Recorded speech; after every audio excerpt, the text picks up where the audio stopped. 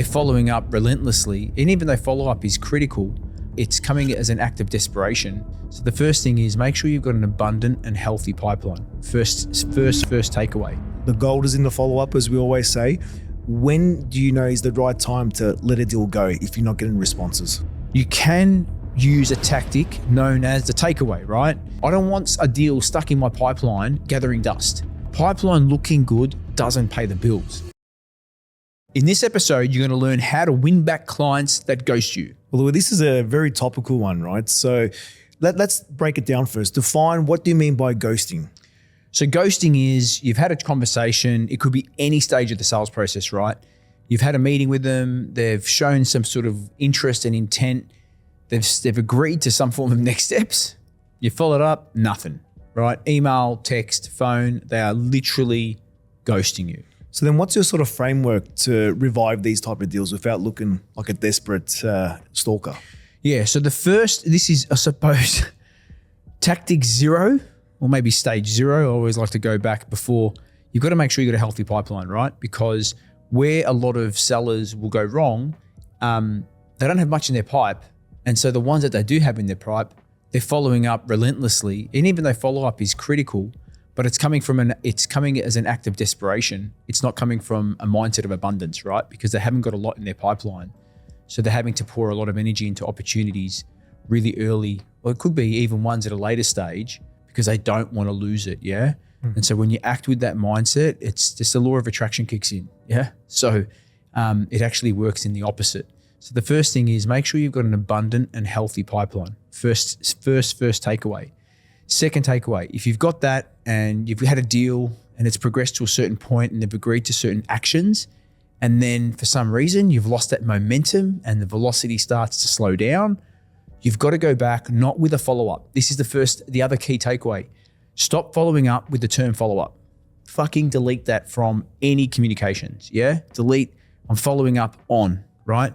Circling back, bringing this to your top of your inbox. You're talking about like this is the type of language you're using. Delete it all. Yeah. Right. The first thing we need to do is go back to them with the reason for the project, so to speak. So if they said, this was my problem, this is why we want to continue the conversation. Because if you're having a chat with any sort of prospect or buying committee and you haven't got a problem that they're looking to solve, of course they're going to ghost you anyway, right? Unless they can see value in what you've got to offer. So first thing is, if you're trying to resuscitate or revive a deal, bring the problem back. Say, hey, Dave, it's been a couple of weeks since we met. When we met, you mentioned this problem was causing X issue in the business, and you got a bit of a timeline around when you need to fix this or when you need to implement X by. How long are you waiting? What channel are you using to communicate this? All right, another good point. So often, and you know my playbook on this, the minute I meet with someone, the first thing I try to do when I send the follow-up email, because I always have an action, there's always going to be some form of commitment from point A to point B, is I'll make sure I get them on SMS as quick as I possibly can, right? Hey, Dave, I've just sent you an email with X. Let me know if it comes through. They'll give me a thumbs up. Yes, I got it. Great. So then I've got 2 channels open, right? Some might use Slack, some might use Teams, WhatsApp, as many channels as possible if you can. Now, if you're finding that, and this is why it's important, when you finish a meeting with a prospect, you've got to have an action plan. There needs to be agreed actions, yeah? So we say, hey, this is the problem. I'm going to send you a bit of my notes with the problem statement and what I've heard. Would love your feedback. We'll pencil this in for X so that we can catch up again. So you book it in another meeting. 100%, man. You've got to have that level of cascading commitment, right? You've got to have stages booked in. Now, if that date that they've committed to starts to blow out, then you can sort of bring that back, right? Given some of the timelines you're working towards, right? And some of the initiatives, etc. Does it make sense for us to catch up to go through X? Or has something shifted from, your strategy or priorities? The reason we use that type of structure is because now I'm not talking about me. I'm not saying I am following up you. I'm saying this is what you said. This is what's important to you. This is your problem. My job, I'm the guide, I'm the facilitator. I'm not selling you anything. I'm just helping you arrive at a point where you can confidently make a decision that this will help fix X problem in your business. That's it. There's one thing you mentioned there that I just want to riff on for a little bit, because we had this situation when we were dealing with a renewal with a customer. Yep. We met with them, we sent them a proposal, and then we didn't hear nothing back from them. They needed it by a certain day. We delivered it, and it went quiet. And then we followed up, heard nothing. Then we messaged them on LinkedIn to say, hey, did you get the proposal? And they said, oh, it went into my spam. So this is going back to your point where after you've delivered an email, to open up that other channel 100%. Communication, because then we could have reduced that time by at least 3 to 4 days. Correct. And we had a back and forth on email, and it just so happened to be that this time it went in spam. Yeah. You just don't know. Correct. So that's a great sort of reminder there. And for those wondering, that was David Fastuca who was facilitating that part of the sales process. No, well, that was actually your fault, but let's we won't bring that up here. We actually just did. Back on track, mate. Yeah, back on track. Yeah, no, it's a pretty important point, and again, why you got to open channels. So, and the data shows us, it backs this up, right? The more channels you can open, then the easier it is to communicate. And some people have a preference to the channel of communication. Like I know individuals, they don't really like email. I ain't going to email them, yeah? I've got individuals that they're more receptive to WhatsApp. So I'll hit them on I've actually sent proposals after I've presented them, because my process, Dave. Present, get alignment, get agreement, then send the formal proposal. I've had some where I've sent it via WhatsApp, yeah, versus email, because that's their choice. That's their channel. It's on their desktop.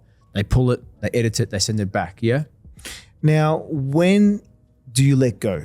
Because we're forever, we love the follow-up. Yep. The gold is in the follow-up, as we always say. When do you know is the right time to let a deal go if you're not getting responses? So timing is critical. If you've got key dates and actions and there's a plan around it and the buyer's giving you nothing, you've got to a point, it's been a couple of emails, a couple of messages, you can use a tactic known as the takeaway, right? Takeaway, it's essentially what you're doing is you're saying to someone, this opportunity we're discussing, I'm moving it away. Now, don't just say I'm taking this away. That won't work. But you've essentially got to respect your time and say, hey, Dave, based on what you mentioned during our last meeting or during our last, the time we met, you were pretty keen on getting this implemented by X date.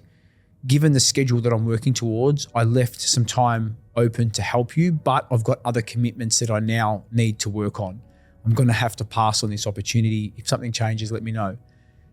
You want to do it in a respectful way, but you're essentially taking the opportunity away from them. Why? Because you've got to respect your time. Yeah? It's a fine line, yeah? Absolutely. Is there another, maybe riff off that and give another option? How else could you reframe You can. that? I use that. I've used that dozens and dozens of time, and I'll get, not all the time, but a lot of the time it triggers people to respond. They're like, oh my God, sorry, I've been under the pump. Yes, I am keen. Or another way to do it is say, hey, given that we've missed X timeline, and I've also got some impending projects, does it make sense for us to connect, get an understanding, is this still a priority or have things changed? Yeah. Just to sort of get a sense check from them. Now, if it's changed, I say, look, it's changed for us. This is not on the radar anymore. That's a good thing. I don't want a deal stuck in my pipeline gathering dust. I either want it to move forward or I want it to move out. Again, what we often see, an issue for a lot of pipelines and sellers is they leave opportunities in their pipeline to make their pipeline look good. But pipeline looking good doesn't pay the bills, yeah?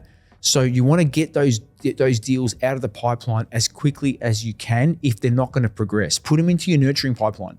Start nurturing it over the next 3 or 4 months. Build your relationship funnel. Put that in the relationship funnel pipeline, right? But deals in your pipeline should have a close date and you should be actively working on them to get them to a point of decision, right? So and again, this is where the mindset's critical. If you've got a healthy pipeline, you can absolutely pull away. You can absolutely use a takeaway. Those, because it'll come from a place of, I really do have, like, me, bandwidth issues. We don't take a lot of consulting clients on because we don't have the time. And we simply tell people, if you can't, in a more respectful way, but essentially what we're framing up to them is, this is our timelines. If we can't fit within this, we can't do it. It's simple. People feel that, people feel the urgency and they progress, or they don't. Now, you mentioned different channels earlier. Do you use different channels in relation to this, unghosting process? 100%. Whether it be video, GIFs, all that sort of fancy Absolutely. stuff? So I'll use, again, depending on the prospect, depending on the type of relationship I've built, I've used GIFs quite a lot. You got your famous My Millhouse. famous Millhouse GIF throwing the frisbee. That's worked quite a lot. And for those of you that are thinking, no, it won't work, we closed a unicorn organization. The chief revenue officer, the minute we sent the GIF, he came back. You got me. Haha. Sorry, man. I've been offline. Let's get this going. And that's knowing when and when not to use that sort of Correct. stuff. You've got right? to use your intuition. Yeah. So, and again, it's got to be at a certain stage of the process. I mean, I love GIFs. I love GIFs, videos. I'll send voice notes. So voice notes is a good one on both LinkedIn and WhatsApp. Even on iMessage, you can send voice notes as well. Another strategy that you can use if you are trying to resuscitate a ghosting or an opportunity that's ghosting you is find a relevant piece of content. This has worked so well, not just for us, but for a lot of our friends that we've been coaching, Dave. Find a relevant piece of content that relates to the issue that they're trying to tackle. And this might not even be your content that you produced. It could be industry. Repurposing is the best because you're not putting your hand in the cookie jar. You're not saying, hey, this is my content I've created. We leverage a lot of Gartner data because we work in the corporate space. So Gartner, McKinsey's, Boston Consulting Group, like they author some incredible content on some very specific topics that matter to our buyers. So this is why you need to know your buyer persona. Take a clip, whether it's a podcast, it's an article, shoot them the clip. Say, hey, check this white paper out, page 3. It talks about how to tackle X and what companies are doing to fix X problem. I think you'll find this valuable.